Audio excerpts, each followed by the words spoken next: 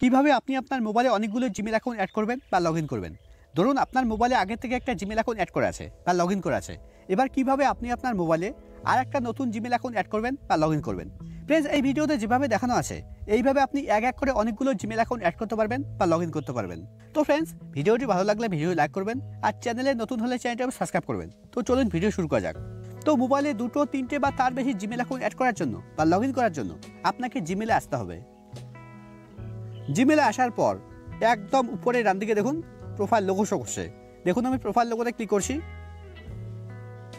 Friends দেখুন, আমার কিন্তু জিমেল অ্যাপে একটাই জিমেল আইডি লগইন করা আছে। আমি এখানে আরেকটা জিমেল অ্যাকাউন্ট অ্যাড করে বা লগইন করে এখানে এসে আপনাদের দেখিয়ে দেবো।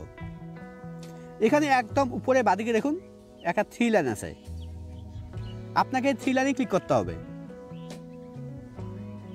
3 লাইনে ক্লিক করার পর স্ক্রল ডাউন করে নিচে আসতে হবে। একদম নিচের দিকে দেখুন একটা অপশন আছে সেটিং। এবার আপনাকে সেটিংয়ে ক্লিক করতে হবে। সেটিংয়ে ক্লিক করার পর আপনার জিমেল অ্যাপে যেগুলো জিমেল আইডি লগইন করা আছে সবগুলো এখানে শো করবে। এখানে দেখুন একটা অপশন আছে অ্যাড অ্যাকাউন্ট। এবার আপনাকে অ্যাড অ্যাকাউন্টের উপরে ক্লিক করতে হবে।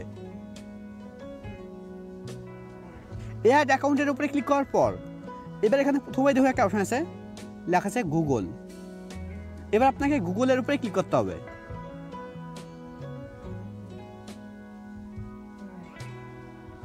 এবার মোবাইলের স্ক্রিন লক দিতে হবে। মোবাইলের স্ক্রিন লক দিলেই আপনার সামনে ঠিক এরকম পেজ ওপেন হবে। এখানে দেখুন এখানে একটা বক্স আছে। এবার এই বক্সে আপনাকে আপনার জিমেল আইডি দিতে হবে। আপনি যে জিমেল আইডি অ্যাড করতে চাইছেন বা লগইন করতে চাইছেন। আমি আমার জিমেল আইডি দিয়ে দিচ্ছি। জিমেল আইডি দেওয়ার পর এবার নিচের দিকে দেখুন একটা অপশন আছে নেক্সট। এবার আপনাকে নেক্সটের উপরে ক্লিক করতে হবে। নেক্সটের উপরে ক্লিক করার পর এবার এখানে আপনাকে আপনার জিমেল আইডির পাসওয়ার্ড দিতে হবে।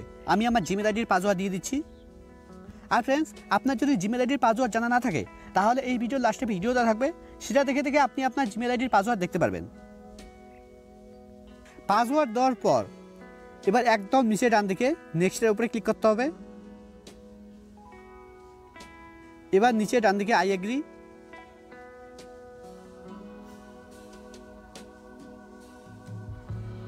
দেখুন আমার মোবাইলে আরেকটা নতুন জিমেল অ্যাকাউন্ট অ্যাড হয়ে গেছে বা লগইন হয়ে গেছে। আর ফ্রেন্ডস, আপনার যদি জিমেল আইডির পাসওয়ার্ড জানা না থাকে তাহলে এই ভিডিওটা দেখতে পারেন। এই ভিডিওতে একদম সহজভাবে দেখানো হয়েছে আপনি কিভাবে আপনার জিমেল আইডির পাসওয়ার্ড দেখবেন।